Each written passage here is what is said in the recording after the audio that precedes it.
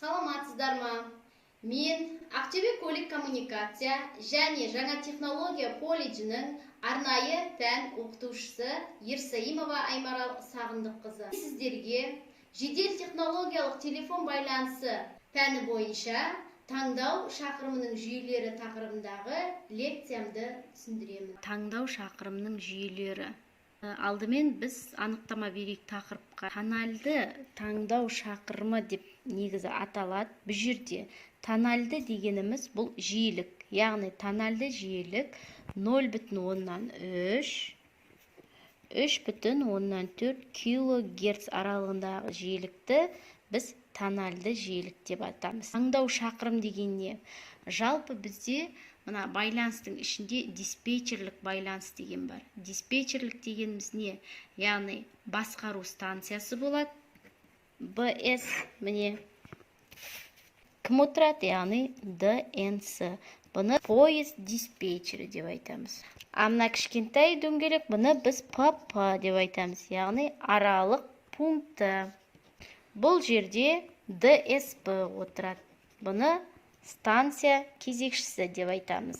Мына ДУ деп айтады. Яғни дуплексті күшейткіш. Сонда осы міне поездың диспетчері мен ДНС аралық станцияның арасындағы байланысты поездік диспетчерлік байланыс деп айтады.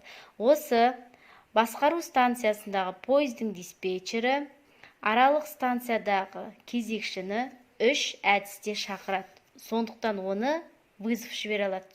Оны таңдау деп айтамыз. 3 әдіс. Біріншісі жеке, екіншісі топ, үшіншісі циркулярлы. Қарап отырғандарыңыздай 3 түрде міне басқару станциясындағы ДНС, ДСП, яғни аралық станциядағы кезекшілерді 3 әдісте шақырады, яғни вызов жібере алады. Біріншісі жеке, яғни әр қайсысына жеке шақырымды жібере алады. Яғни әр станцияға қатысты кнопканы басады, сол кезде шақырым кетеді. Екіншісі топ. Бір мына құрамында 20-30 деді, сол 20-30 нені станцияны топқа бөліп тастайды. Бірінші топ, мысалы 2 станция жатты, екінші топта 3 станция, үшінші топта, мысалы 3 станция, сол бір телімді 7 топқа бөліп тастайды. Топтап кнопкасын басқанда 2 ДСП-ға бірдей шақырым түседі. Екінші топтың кнопкасын басқанда үшеуіне бірдей шақырым түседі. Үшеуінің де звоногы шырылдайды. Үшінші топтың кнопкасын басқанда үшеуінің де ПТФ, яғни шақыру құрылғысы жұмыс жасайды, яғни шырылдайды деген сөз. Ал үшінші түрі циркулярлы. Бұл кезде циркулярный деген кнопканы, бір-ақ кнопканы басқанда, яғни барлық аралық станциядағы құрылғылар шырылдайды. Барлығы кімге? ДНС-ға байланысқа шығады. Осы шақырымды іске асыру үшін, вызовты жіберу үшін жалпы 7 тональды жиілік қолданылады. Бұл қарасаңыздар нешеден бастады міне. Аналогты жүйеде 7, ал цифрлық жүйеде, сандық жүйеде 11 тональды жиілік қолданылады. Аналогты СК2-де 7 дейді, 2 дегеніміз 2 кодтық импульстан тұрады, 7 деген 7 топ. Надада 2 кодтық. Енді қараймыз. Мына жерде біріншісінің жиілігі 316 Гц, алғашқы сабақтың басында айтылғандай, тональды жиілік дегеніміз ол 300 бен 3400 Гц аралығы. Бұл бізде лекциямызда жазылған. Аналогты жүйеде 7 тональды жиілік қолданылады, ал цифрлық жүйеде 11. Қарап отырсаңыздар, міне біріншісі 316, жаңа көрсетіліп 5, 6, 7, 2000-нен бітеді, 890 Гц, 9, 1215 Гц, 10-шы жиілік 1360, 11, 1620 Гц. Бұл бізде цифрлық жүйеде. Енді кнопканы басқан кезде, мысалы, бірінші станцияның шақырымды жіберетін болса, мысалы, бір кнопканы басатын болса, оның кнопкасы мына таблицадан түсінуге болады. Міне, мына жирныймен берілген бұл аналогты жүйедегі. А мына полностью ол цифрлық жүйеде. СК2-7 дегеніміз міне осы екі кодтық импульс. Мысалы, бір неде абоненттер 7 топ, топтық шақырымды жіберу үшін 2-де 1 қолданылады дейді. 2 дегеніміз ол неше герц? 2 дегеніміз міне 430 герц, 1 дегеніміз 316.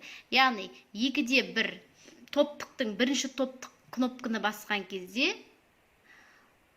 бірінші станция, екінші станция, үшінші станция, төртінші, алғашқы 5, максимум 5 станцияға дейін барлығына шақырым түседі деген сөз, вызов түседі. Яғни барлығында құрылғы шырылдайды. Қарап отырсаңыздар, міне сонда 7-ні 5-ке көбейткенде даже 35-ке дейін максимум болады екен. Цифрлықта санайсыздар, бір топта 9 станция.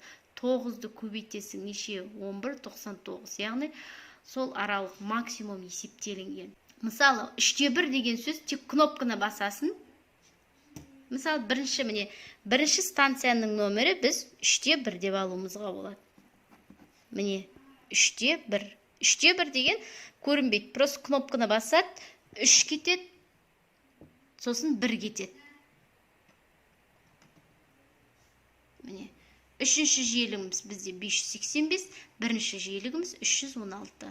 Одан кейінгі екінші станция 4-те 1. Міне, 4-те 1. Одан кейін екінші топқа кетеміз. Екінші топымыз 3-те 2, 4-те 2 и 5-те 2. Міне. Бірінші тобымыз 3-те 1, 4-те 1. Екінші тобымыз 3-те 2, 4-те 2, 5-те 2. Үшінші тобымыз бізде 1-3, 4-3, 5-3. Мысалы, біз абонентке телефон төреміз.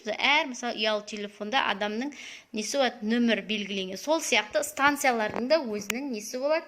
Нөмірлері болады. 3-те 1, 4-те 1, 3-те 2. Яғни кнопканы басқанда бірінші үшінші импульс кетеді, сосын бірінші. Әр санның өзінің жиілігі. Ал енді, мына жерде жазылып тұр, бірінші жиіліктің ұзақтығы, міне, каналды шақыру сигналының ұзақтығы жалпы 2,4 секунд. Бірақ біріншісінің ұзақтығы міне 0,8 секундқа тек, екіншісінің ұзақтығы 1,6 секундқа тең. Диспетчерлік телім дегеніміз құрамында бір ғана басқару станциясы және 20-30 аралық станциясы бар телімді айтады. Басқару станциясында аралық станциядағы кезекшілерді шақыру үшін ол ку кнопкасын қолданады.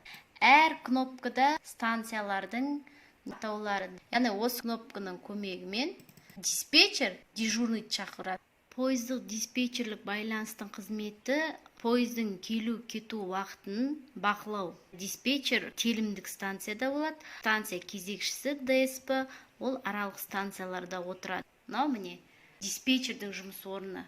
Көрдіңіздер ғой, міне диспетчер мониторға қарап, міне участоктың, яғни бағдаршамдардың, жолдың бос-бос еместігін жағдайын міне пойыз диспетчері қарайды. Ол мына үлкен телімді қарайды.